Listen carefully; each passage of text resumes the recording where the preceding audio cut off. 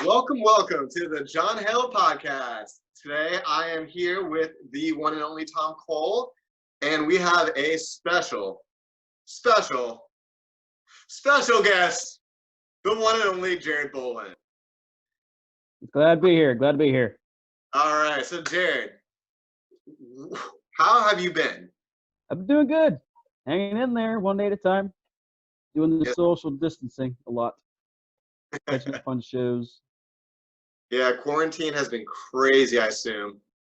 Anyway, let's get right into it. Very, very crazy. So let's get right into it. Jared, how did you get really good at kneeboarding? Really good. Like really good, Jared. Tell us the entire story. He's gone. Oh, he's back. Did No, you am I back? Did you just do that for effect? Does it work? It worked. It's just We want to know the secret and he disappears. It's like, I'm not telling you. it's like in and out glitching. You're good now. Let's just roll with it. All right, so we'll ask again. Jared, how did you get really good at kneeboarding? Tell us the entire story. Well, I thank my friend John Hill for that one. I taught him everything he knows. He taught me everything I know. Just based patience and practice, a lot of practice. A lot So, of days on the water. Basically just practice. All it is practice. Friends and practice. you started when you were like really young? Yeah, I started when I was 2 years old, and then competing with police and everybody at 13. Do you remember 2 years old? years Yeah, old? 2 years old. Your parents put you out at 2 years old? 2 years old. Yep. Dang. That's cool. So your parents got you out there when you were 2 years old. Tell us all about that. I mean, do they just like plop you on a hydroslide? What board was it? Do you remember? It was it's one of those old boards. It was a Pro Purple model board, and basically they set the board in the water, put me on the board, and gave me a handle and said, "Here, hold on." And so I did, and that's basically my first time was like just that. And That's amazing. All right, so they plop you on a knee board, and they get you out there, they get you riding.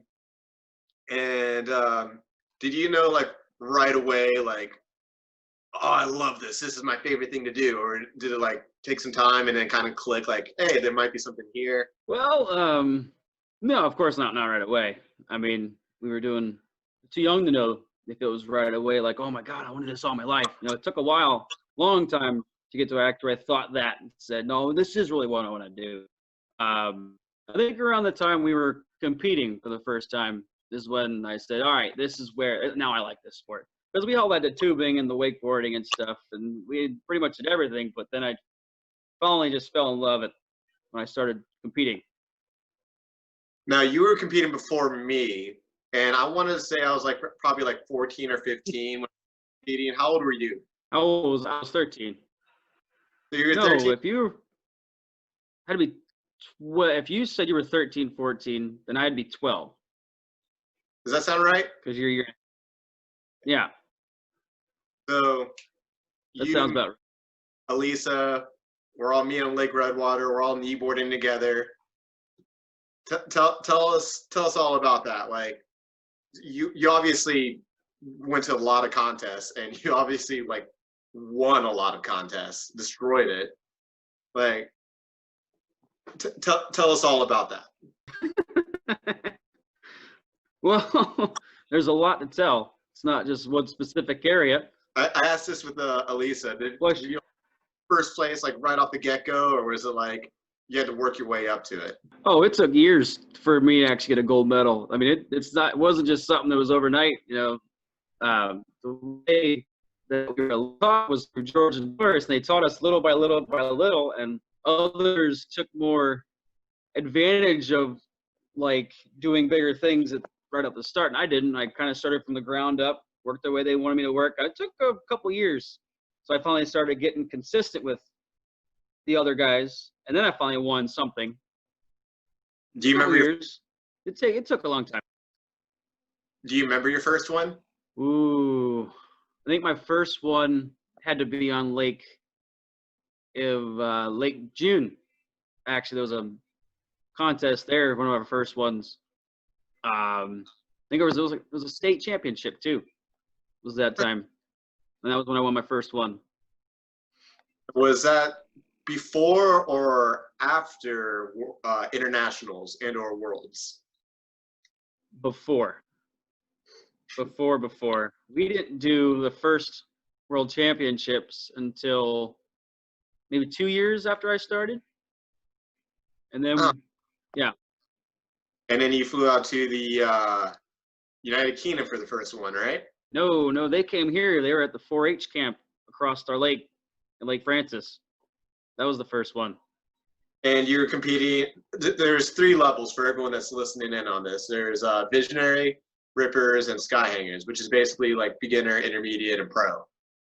Which one were you competing in that one? The beginners one. Beginner. So you were riding visionary. How do you do in it? Do you remember? Yes.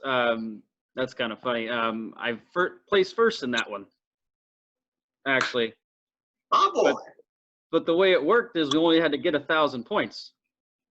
So if you got over 1,000 points, you got disqualified. So we had to get to a trick run to where you have to really strictly just don't get over 1,000 points, and that's what I did. And you had it like right at like 1,990, right? Something like like on the point. It was on 1,000 points. Yeah. It was funny because I tricked the first pass, and then the second pass on the way back, I just waved to the judges. What's up, guys? They got a crack out of it.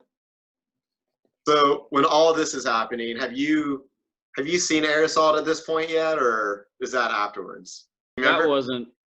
Oh yeah. I was actually not there when air assault first was revealed to us on VHS. Elisa was there, Nick was there, and they all got copies. I never got a copy until probably 2009, 10. Oh wow. Yeah, it was a long time before I got myself a copy of that. So you watch this movie, and what do you feel about it? It's the Bible. It's the Bible. We watched that movie so much. We watched it before we went out to ride, after we went out to ride, 3 or 4 million times a day. Over and over, we watched that movie.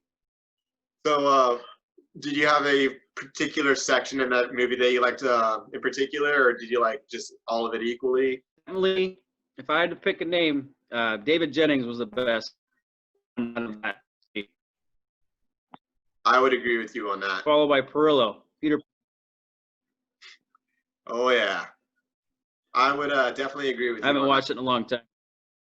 I remember we actually filmed a podcast before this one with Jared like 15 weeks ago, and Elisa was on, and she actually mentioned that she loved Michael Bradshaw because like just how like fluid he was, and his style she kind of like brought over towards Jared. She was like, yeah, it's very like identical to the way Jared rides. That's, you know, why she enjoyed watching it.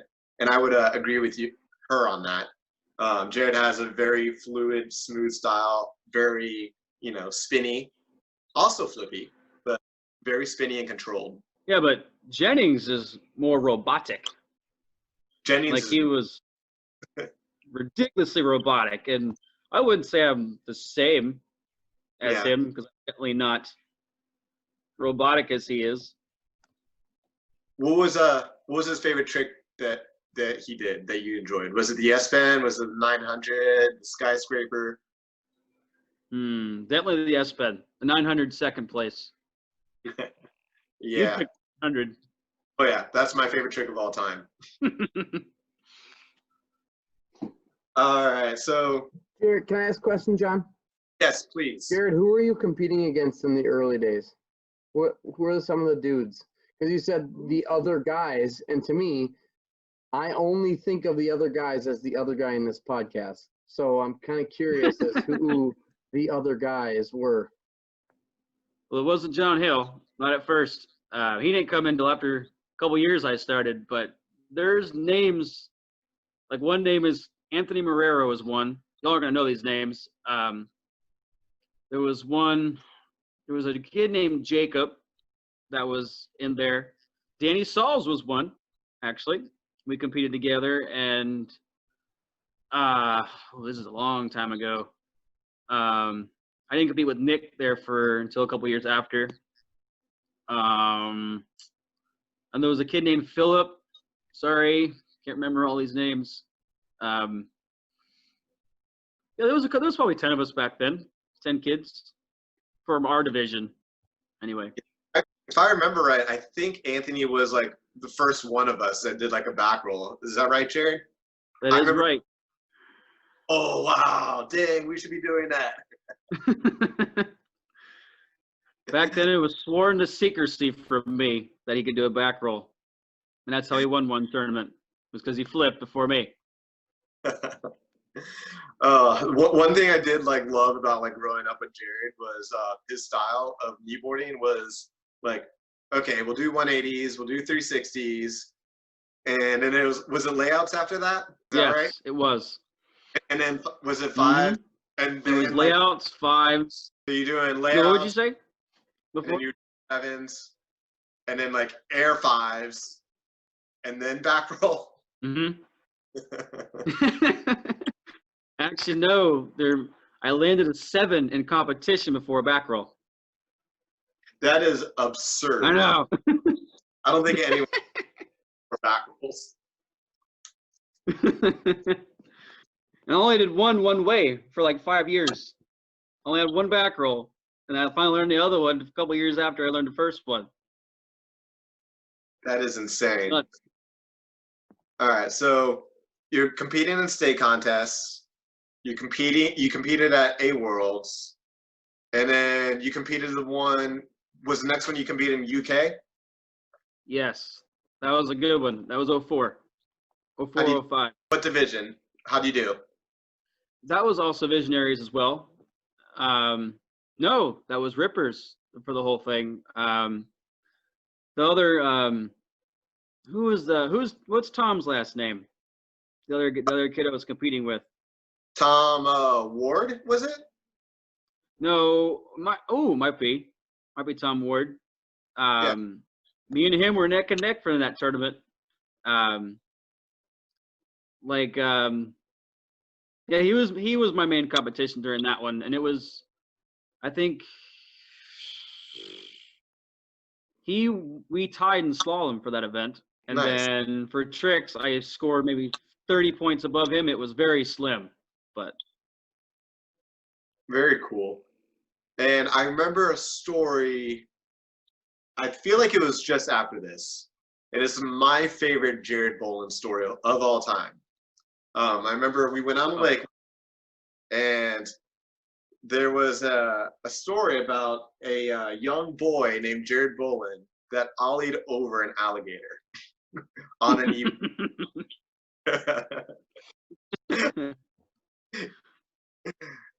Yeah, I did. And that is something I'm gonna tell all my friends all the time. Ever since that day on the lake, it was the craziest thing. But well, you were driving a boat. I was driving the 9 Mastercraft that day. In a full boat full of people, and there was an alligator in the water, and there Jared is just riding right up next to it and ollie over it. All right, and we'll move on. So you competed at that World, and then what's you compete in? What? Again. What was the next Worlds that you compete in after that? So you competed in, was it US? Yes, it was the US. I remember that. You were there for that one. It was at Lucky. I remember that was a big one for you. Was it not? I mean, it was big, but it wasn't that big. I mean, it was big because It was big because they had a full team and we didn't. This was in 06. I believe I was in Rippers again, the second one, the middle one. That one. So you competed in Rippers, and how do you do in that one? Yeah, I competed in Rippers for all the events. Didn't you compete in Skyhangers in the one in the U.S.? I did, but that's later. That's in 08. Was that? Yeah. It took a while to get up the Skyhangers now, don't get me wrong. But yeah, the last two ones we had, I was in Skyhangers. There were 3 of them, Skyhangers. Nice. So let's jump ahead to the one where it's Australia, UK, and the US. The first time we have all 3 countries. So we're all really excited because every year it's the US and UK. We finally get Australia. Yeah. I just remember you're competing in Skyhangers one year, and you absolutely like decimated everybody in that one. 2010. That was the biggest tournament we ever had. It was yeah, I scored. What were you gonna say? First place freestyle. Was it first place tricks? First place tricks. Over 5,000 points for that tournament. That's insane. I don't really know how to tell all the listeners right now how hard it is to get 5,000 points, but let's just clarify, like most people are like 2,000, give or take. Yeah. All right, so. It wasn't easy. Yeah. While you're doing all these contests, you're also filming video parts, right? No. This is before Instagram and Facebook and social media. We weren't even thinking about filming anything. Maybe taking pictures, but no filming. I'm trying to remember like when we did Team Southtown. Was it like well after this? Was it during? I can't remember. Oh. No, Southtown was in 08. That tournament was after Southtown. That's right. Okay. Okay. So you put up. So tell us all about that. Like, I'm there filming with you, and we decided to film like a entire kneeboard movie. Tell us about that whole process. It was over 1.5 years. That's a long process. Yeah, you and me, we filmed as much as we could. Every time we were out there, bring the camera. You're like, fine, Jared, fine, I'll bring the camera. Jeez. Do you remember how many songs you went through? Oh, there you go. Ooh. Well, you knew them all by heart by the time I actually picked my ending song. That's how many songs we went through. Probably a good 7 songs before we actually picked the one. That sounds about right. There was 2 songs. Yeah. Oh, those were good times. I knew every song by heart because we were always filming and editing. I'd spend hours putting Jared's parts together. So you're out there filming, you're out there doing video parts. Tell us about the whole sponsorship deal, like before, during, after, everything that's going on. Like this current sponsor or the one back then sponsor?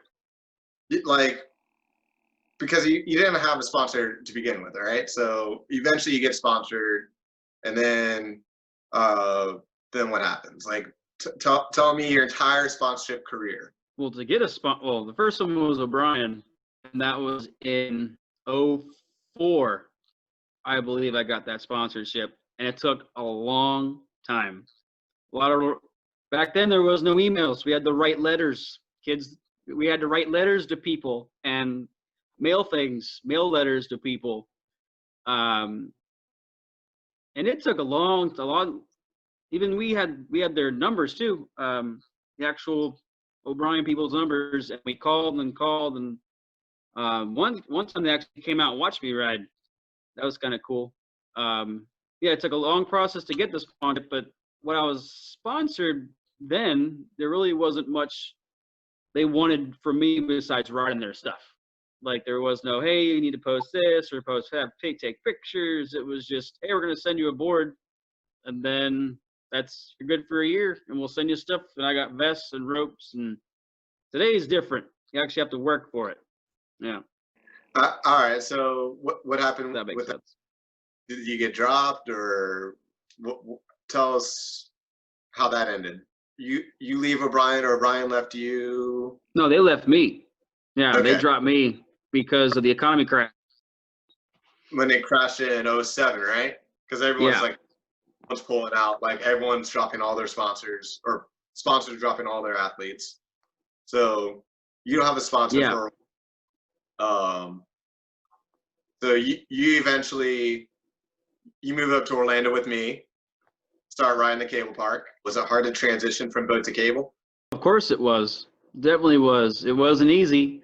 You had to go from wakes to ramps.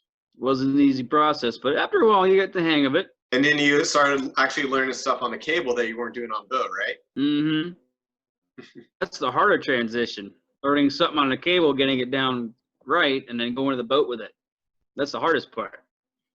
I agree with you on that. So then you started like competing on a cable and doing really bad as well, right? And then you beat me. I felt like it kind of went back and forth.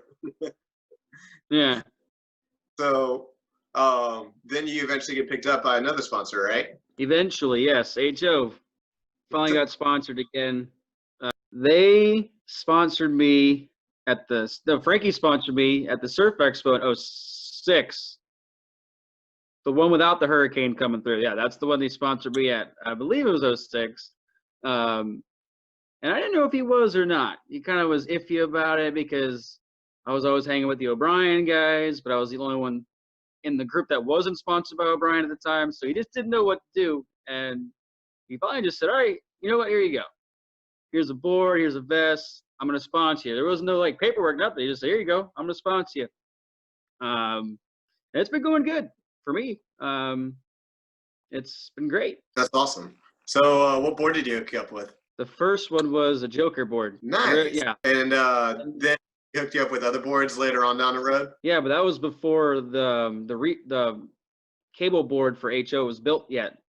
That was the year after the first Sozo came out. 2013. Oh. Sorry, I interrupted you. No, it's fine. I'm trying to hear you and talk at the same time. It's I don't know. I can't remember. Oops. Sorry. 2013 happens. They came out with a cable board? No, he didn't come out. Frankie didn't come on the cable board for a while. When the year I got sponsored, I believe the next season is when that cable board came out for HO. So it was definitely a time difference. And what board was that? It was called the Reflex.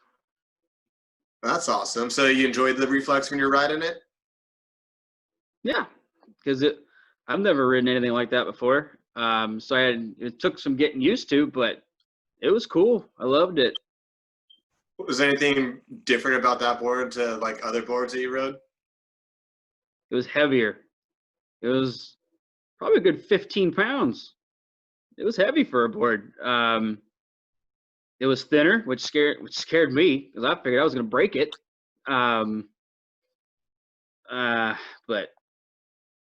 it was short too. Like it was shorter than the other knee boards that we ride. But yeah, it was a great board for like a couple 2 years, and they finally made the next one. And then they made it longer, right?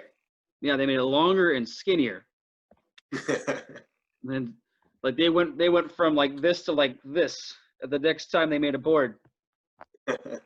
So each time they made it, it got better? I would say yes, it got better.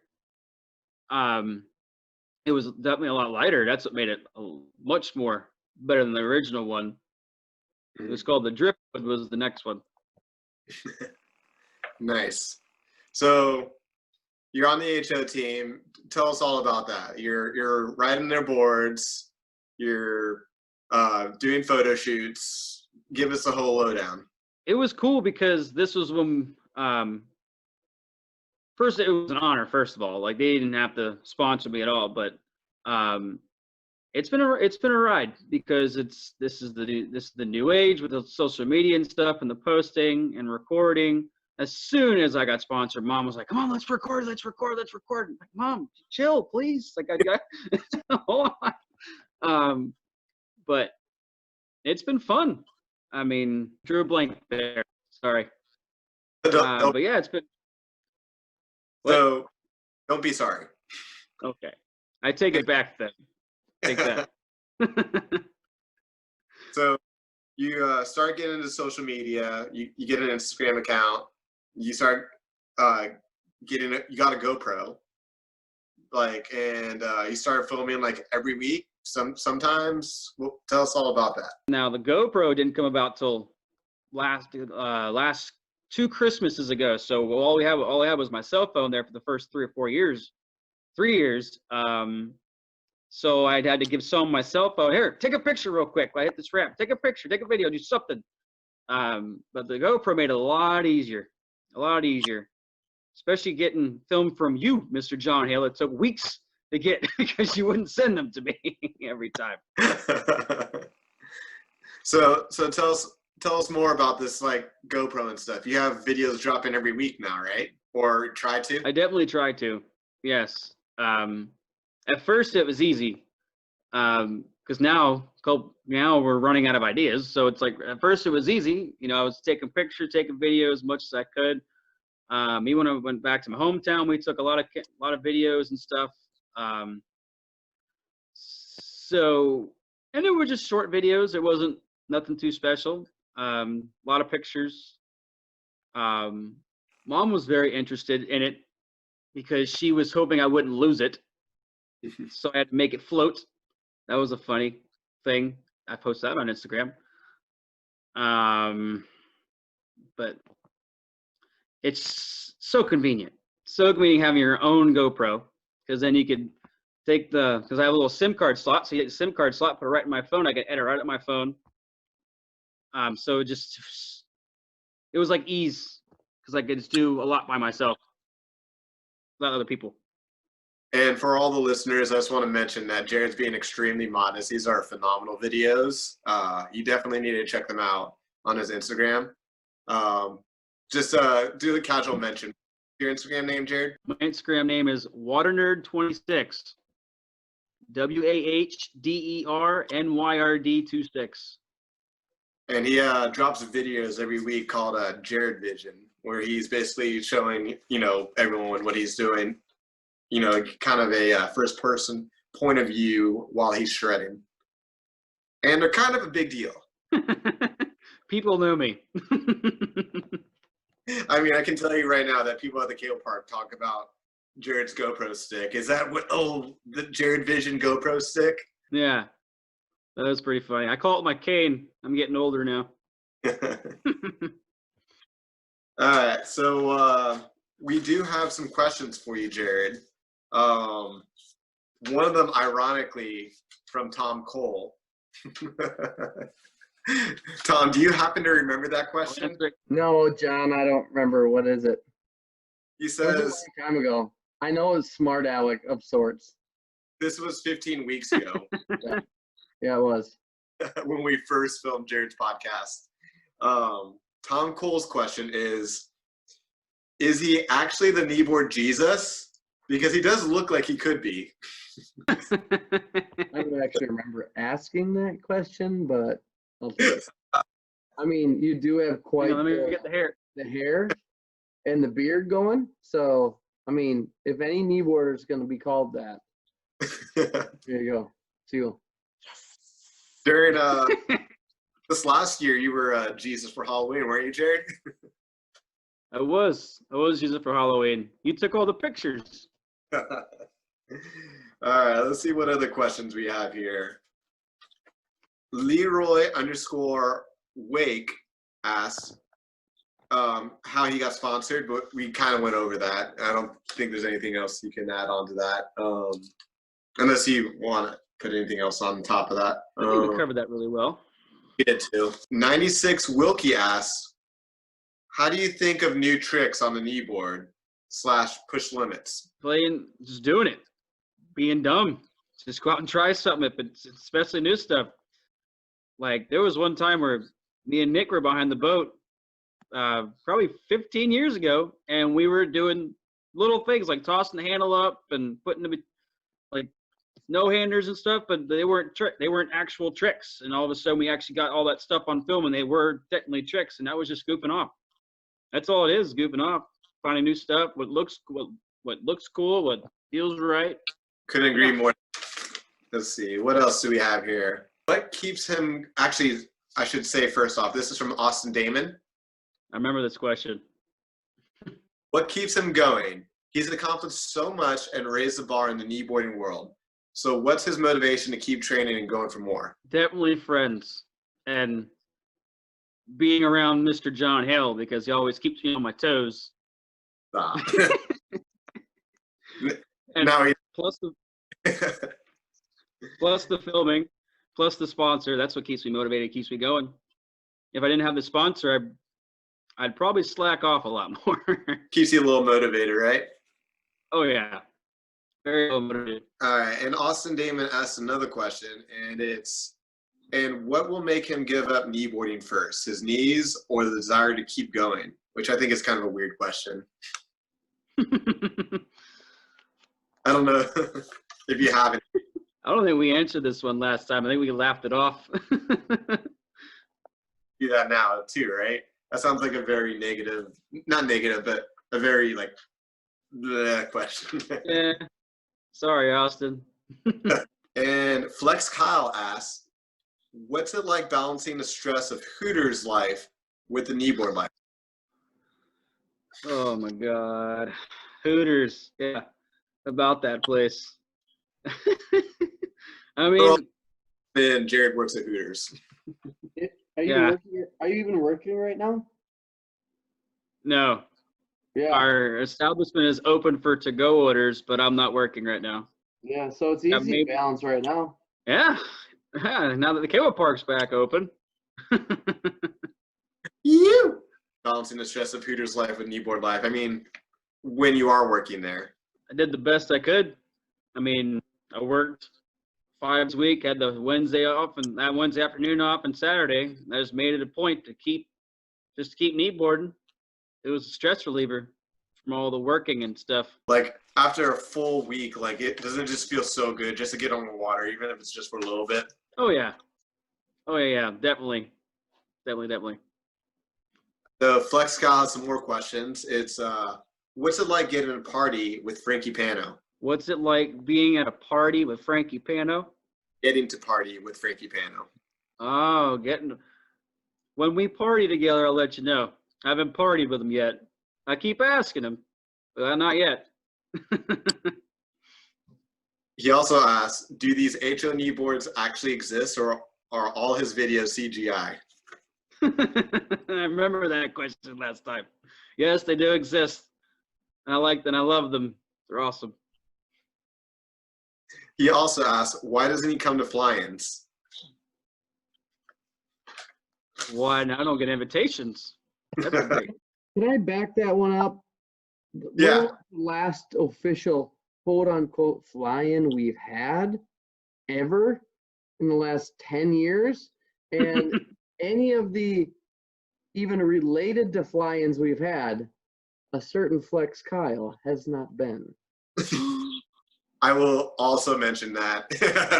I don't know. I mean, there's been the Cup, the Riders' Cup. There was Wake the Lakes. There was Road Trip last year. I'm not saying. And that will confirm all the official questions that we asked on Instagram and Facebook. Tom, do you have any questions you'd like to ask Jared? Tell us some John stories from the younger days. You want some John stories from the younger days? Here's some juicy. Sorry, guys, gotta go. I'll tell you, the first time I met John Haile was at an e-board tournament. And we were all on the dock. Here he come. He walking up with his Joker, and he had a helmet on. He had a helmet on. If he comes up on the starting dock. Watching the video, if you're only listening, John is seething in uncomfortability right now. Sorry, Jared. It's okay. So he comes up on the duck. He literally throws his board down. Whap! And me and Elise are like, no, what'd you just do? And we're like, why'd you do that? He was like, I don't know. I just threw my board down. And we're like, you're not supposed to do that. I don't know. It's just a board. I don't know. That was one. Another one. Did he ever tell you when you bust his lip open? On the stupidest trick of all time. It was in the Southtown video, and in his younger days, he didn't. Well, still to this day, he doesn't think too much. But there was a ramp. It was a ramp a good 10. It looked like a ramp, like a rail, but a good 10 feet high, and he goes up on was it a slalom board? I think he went on top of that thing with, and then it just bust. His teeth went through his lip. Through his lip. Those were good times because I was hanging out with you, Elisa, a friend of ours named TJ Green. I remember we got some flour to kind of cover up the lip to kind of, help close up the gap. And I'm hanging out with these guys all day. So they're all just telling jokes the entire day long. And I'm just laughing. And there's just puffs of flour going everywhere. And the puffs of flour is making everyone else laugh harder as well as myself. John, why is it a theme that whenever you get going on kneeboarding, you get hurt? Because last year you had a knee full of pus. That's like, what the heck? And you just had to put flour on it? Is that even a thing? It's a thing. Bad luck. That's funny. I can now that we're mentioning like old stories, I can actually think of a couple of Jared that are pretty funny, and like us just ragging on him for ages about like, Jared, you should do a back roll, and he just Jared, like, how mad were you that day to like make you do a back roll? And he ain't lying. I did a back roll until I was 18. 18. I learned everything else, a 7 in competition, before I learned a back roll. And I was just mad one day. I think it probably was the ex-girlfriend, but I was mad one day. And we were out there, and Elisa was like, just throw it. Just throw it. Just throw it. So I did. I threw my first back roll and actually landed at the thing. First time. That was a good memory. Another memory I want to like mention before we go is one day we all decided to get like mohawks. Remember that, Jared? Yes, I do. Now, so it was a little bit mohawked. Jared went with Liberty spikes, and your hair is probably as long as it is now, right? Maybe longer. It's not as long as it was that day, but it was a 13-inch mohawk. And remember we had the hair that went out like this too on both sides. Oh, funny. And we went out kneeboarding, and I can't find the video to save my life, but I remember it was because Jared's mohawk was standing up tall, and every now and then it would just go. And later, while he was riding, it would just go right back up. I feel like I remember seeing pictures at least of all you guys like standing somewhere. You guys are all there's like, yeah. I remember seeing something, I feel like, but it's a long time ago. I was in the kneeboard world days, guys. Oh yeah. And John was just a smack talking high school kid on kneeboard world. I was a complete trash. And I am now. But I remember Jared's hair is probably where it was. It was longer, you said, right? I remember Jared's hair used to always be long, and we used to just rag on him about that too. Like, dude, cut your hair. And then he finally. I had that hair for a good 4 years. Yeah. And they ragged on me every day for it. Yeah. Haters. Dude, we were haters. We were like, dude, that hair's stupid. And eventually, like, Jared cut it. And I'm kind of glad you grew it back out. I think I like it better longer. But that's just I got a beard now. I got a beard to go with it, so it looks better. Goes more with the kneeboard Jesus theme. I mean, let's be honest. So, Jared, I is was going, any other memories that you can think of that you want to mention?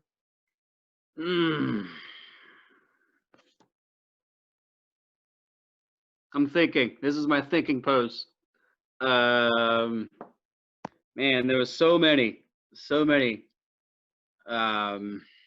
what was the back roll? Would you consider that your hardest trick to learn? No way. It That's was the hard. Up here was the hardest, Yeah. but I would think the hardest I've ever air rolls, where you bounce off the water and do a flip. That took me over a year to learn. A year to finally get that down. But everything else kind of came natural. Yeah, buddy. And then it probably took you like maybe a year later, you're doing air rolls the other direction. Because you do most of your tricks both ways, right? Actually, if you look, most of them are just one way. Really? All my spins are one way. Most of my flips are all one way, and then I finally went on the other side. We just didn't take the time to learn the opposite stuff back then. That's a whole nother conversation. Oh, yeah. All right. Well, Jared, do you have any final words you'd like to say? Anyone you'd like to thank? Thank you two guys for allowing me to do this. This has been a good time. Yeah, we'll try to clean it up and smooth it out a little bit. It has been a little rough, but it's good to have you on and good to talk shop, you know? Yeah, great time. It's a pleasure having you. Oh, it's a pleasure having you. Yes. Oh yeah. Where everyone that's listening in right now, where can they follow you? Like we discussed Instagram. Can they find you on Facebook? Can they find you on Twitter? Where can they find you? They want to contact you. No Twitter, not yet. Facebook, Jared Bohle, and the name is right there. There it is. And then Instagram, like I said before, WaterNerd26. Awesome. And you want to thank your sponsors, family, friends, anybody? Thanks, Mom and Dad. Thanks, friends. Thanks, family. Thanks, Frankie Pano, for sponsoring me, believing in me, showing him what I could do all these years. Thanks to everybody. There's a lot of names. Awesome. All right. I think that's going to do it. Thank you guys for watching.